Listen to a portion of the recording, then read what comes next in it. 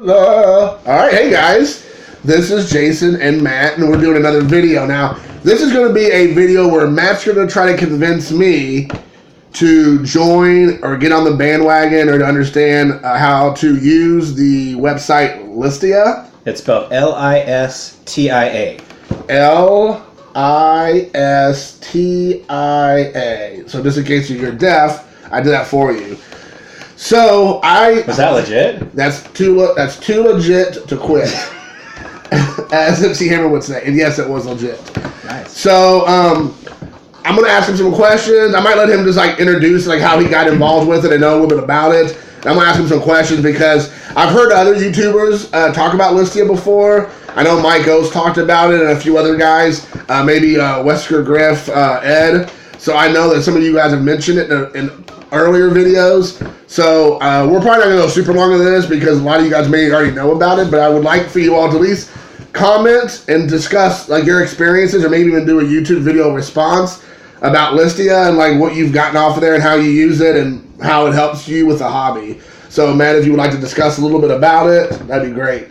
So I first heard about Listia, I can't remember if it was in Money or Smart Money magazine, one of those. And I just downloaded it to try it out. So I first started with what Listia does is it works off of cryptocurrency, which I believe it uses Ethereum, but it's called. Are we still speaking English here? No, but instead of using American currency, it uses ink, which is XNK, but somehow pronounced ink. I don't know why. But I first started with just some of the free stuff that it'll give you. So for example, right now, they have an offer that says, I don't know if you can see this or not, it's backwards, but you can get 10 ink if you do 5 different listings today. So when I get home, I'm just going to put up some of these Jose Cansecos. These cards are, $89. This would be something that I'd probably have to donate. But what I do is I start the listing at $7.50. So if you want to think about how ink translates to dollars, it's about 15 ink equals $1. So if I do $7.50, that's one stamp basically. Okay. So that's at least so I can break even. Okay. So I have earned by making listings, by selling, and by doing some of the goals that they have. I have 377 ink right now. Is that good? Well, here, let me show you. So if you want to look at some of the stuff that I've made or that I've bought, probably a 1990 Leaf Larry Walker I bought for 27 ink, which is a little less than $2, right? Okay. And not bad. I got a 91 Bowman Jim Tomei rookie for 85, which is probably the most I've ever spent on something. But it translates to whatever that is, 3, 6, 2, 4, I don't know, $5 or $6. Now, would you say a $5 or $6 Jim Tomei Stadium Club, or is that what it was, Stadium Club? Or would that be Bowman? Bowman, would that be about right? Based on your knowledge, on no, eBay? No. So there is no, I didn't. Okay. There's kind of a premium, I think, especially for the rookie cards. One of the things that I've noticed about Listia is you can find a lot of junk, but if you do ever find something really cool, they'll pounce on it and it'll get bid up to an astronomical amount. So you have to kind of be careful. I think there was a Brooks Robinson that sold for 310 Listia because it was a legitimate hang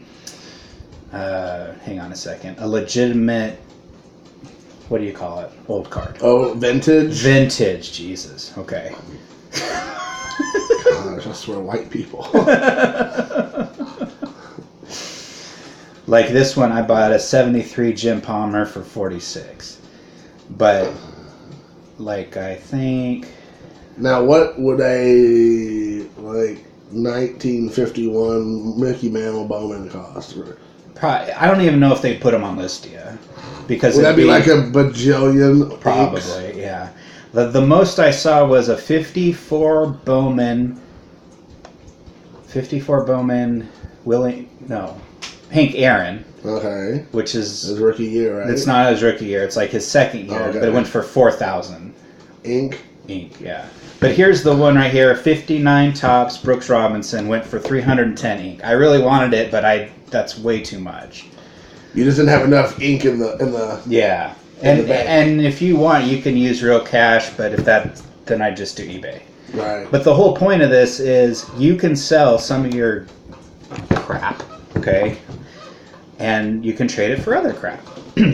So really, this is a good place to go to get rid of things that you might not be able to get rid of as easily on eBay. Oh yeah. Because you're not dealing with real money, quote unquote. Right. So you could put in something that you would get on eBay for maybe $1 or $2, but you could actually get more ink here. And you build up enough ink that you can actually get something you want. Yeah. So it's almost like bartering. Yeah. More than it is about money. Right. Yeah. Okay, that makes more sense. So here's an Ichiro lot. 2002 Bowman. It includes an Ichiro, and there's 8 other players. Okay. They're starting it at 10. So how long is it 7 days like it is on eBay, or 5 days? Or usually how long do they last? You can choose. Okay. So here, let me show you here. This is what it looks like when you go to list something. Hang on a second.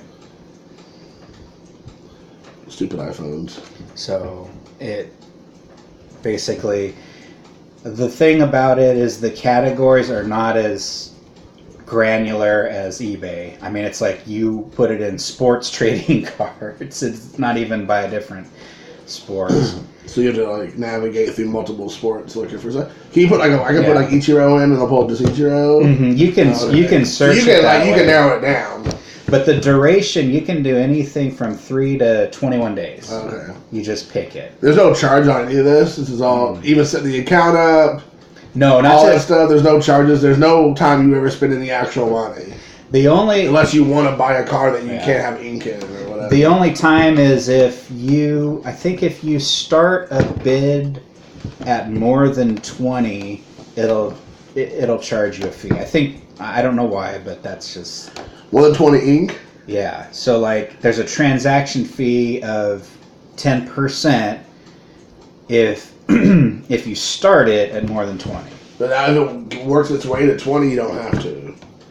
No, I don't know. I don't think so. So if it starts out at 7, and you bid 23 as it goes through, you're fine. Yeah. Okay. So a couple drawbacks. I just want to be, transparent, forthright. Ooh, I like that. If you buy something on Listia, if you win it, make sure that you pay for it as soon as you can, and then there's another step where you have to actually put in your address. Okay? So what happened was I bid on something I wanted. I paid for it, but I forgot to put in my address because it's a little clunky. So because I didn't put in my address, the guy, once I put in my address, it was 6 days later, and he goes, "I'm not sending this to you. I don't have to. You're past the limit. You have to provide an address within 4 days, and they can keep your money," which sucks. So I actually fought because that's how I am, and I got my money back. But that's one thing that I didn't like about it. I was about to quit, but because they refunded my money, I was like, "Oh, I'm better to take my ball and go home." Yeah, pretty much. So you broke the law, but you still won. Yeah. I like the song. One of the things that is kind of hard to get used to is the messages is different than eBay, in that you can just message anybody for anything. So I bid on something, and I bid a lot on it because I was newer, and it was that Tom Seaver that I showed you. Oh yeah, with the gold signature, and I bid like 45 on it, and somebody just sent me a note like, how much did you bid on this? And like in eBay, I don't think you would be able to just ask a fellow bidder that. Right. So of course I didn't respond because I didn't want him to outbid me, which he did anyway. But you still won though, didn't you? Oh well, yeah, you're right. Never mind. So that's that. I think the biggest thing though for me is it's not every day, but when they give you, well, we'll give you 10 free ink to list. I always take advantage of it because I think what some people do, which I'm not condoning it, but they'll just go through their commons box and they'll just use like one card, take a picture, upload it. They'll start at $19.99, which is the highest you can start it with, and then it'll not sell. So they're just using it to get the free ink. I did that to start with. I started everything at 0.01. It's like a cent, and I wouldn't recommend that because you can sell it for 0.01 and then you're not even like making enough to cover the shipping. That's because how much does you just ship like normally, like you would? I just do plain white envelope, 1 stamp, and I just take the cards. I'll wrap them in like a piece of paper, okay, like computer paper, and tape it up, put it in there. Now do you put white powder in the envelope? Yeah. I have some anthrax that I add to it. Dude, I don't know. We should be saying anthrax out here. Can we say anthrax? I don't know. Well, I just lost all of my bidders. Thank you. Exactly. So, don't be. That's Matt, 1989. Don't ever buy from me. Thanks. Right. But yes. So, so you can. So it's Matt 1989. Yeah. Is the actual handle. Yeah. Okay. And how long is it? How long do you have to ship something out? Do they have like a time for 7 days? Yeah, 7 days after they provide you with their address. Okay. But I usually do it, next day. Okay. But you can see like what I accidentally bought 2 of the same card, so I just sold. I'm putting up the duplicate on Listia, 82 Phil Necro. Phil Necro, he played rugby, right? Yeah. Okay. Whatever.